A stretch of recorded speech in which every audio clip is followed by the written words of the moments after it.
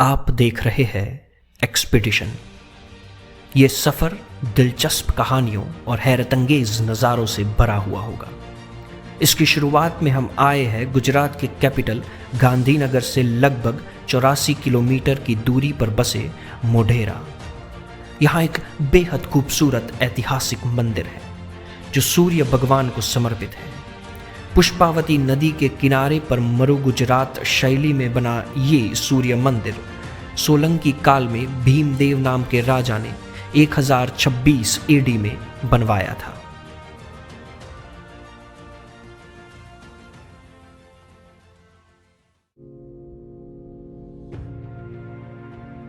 मंदिर कुल 3 भागों में बना हुआ है: कुंड, सभा मंडप और गृह मंडप। प्रवेश करने पर सबसे पहले आता है आयताकार सूर्य कुंड, जिसकी चारों तरफ उतरने के लिए सीढ़ियां बनी हुई है और उन सीढ़ियों पर बने हैं छोटे बड़े कुल 108 मंदिर। बड़े मंदिरों में एक तरफ गणेश भगवान, दूसरी तरफ नटराज और सभा मंडप के ठीक सामने स्लीपिंग विष्णु का मंदिर। यहाँ से जब आप पश्चिम की ओर देखते हैं तो आपके सामने होता है सूर्य मंदिर का एक बेहद दिलकश नज़ारा। कुंड का शांत पानी, तीव्र ढलान वाली सीढ़ियों से ऊपर सूर्य मंदिर का सभा मंडप, जिसके सामने खूबसूरती से नक्काशी किया हुआ कीर्ति तोरण। सच में इस दृश्य का सौंदर्य देखते ही बनता है।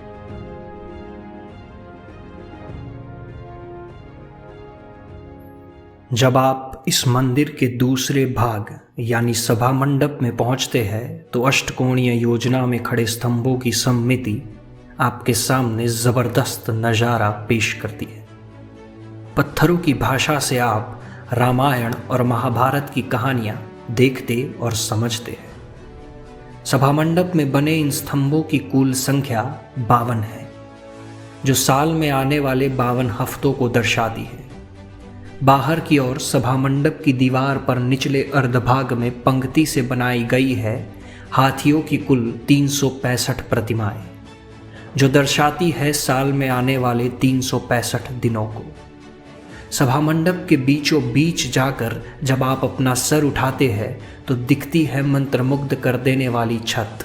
इस रमणीय छत को देखते हुए जब पश्चिम दिशा की ओर आप अपना सर नीचे लेके आते हैं तो आपके सामने होता है गृह मंडप।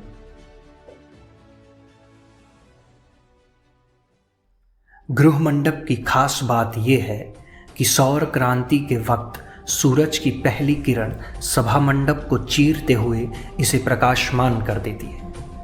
गृह मंडप में 2 भाग हैं: गर्भगृह और उसके आसपास बना प्रदक्षिणा पथ। गर्भगृह में कभी सूर्य की प्रतिमा हुआ करती थी जो आज नहीं है। इसकी अंदरूनी दीवारों पर कोई नक्काशी नहीं है, लेकिन प्रदक्षिणा मंडप में बलुआ पत्थर पर मंजुल नक्काशी की हुई है। इनमें से सबसे ज़्यादा ध्यान खींचती है प्रदक्षिणा पथ पर बनी हुई प्रतिमाएं, जो है कश्यप ऋषि की पत्नी अदिति से उत्पन्न हुए आदित्य की। इन प्रतिमाओं की कुल संख्या 12 है: इंद्र, धाता, पर्जन्य, त्वष्टा, पूषा, अर्यमा, भगादित्य, विवस्वान, विष्णु, अंशुमन, वरुण और मित्र।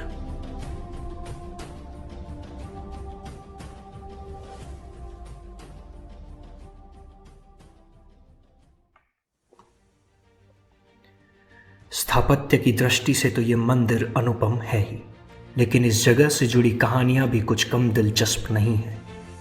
स्कंद पुराण और ब्रह्म पुराण में इस जगह को धर्मरण्य कहा गया है। माना जाता है कि प्रभु श्री राम ने मोढेरा में ही साधु वशिष्ठ के कहने पर रावण को मारने के बाद प्रायश्चित किया था। इसीलिए कुंड को राम कुंड और सभा मंडप को सीता की चोरी कहा जाता है।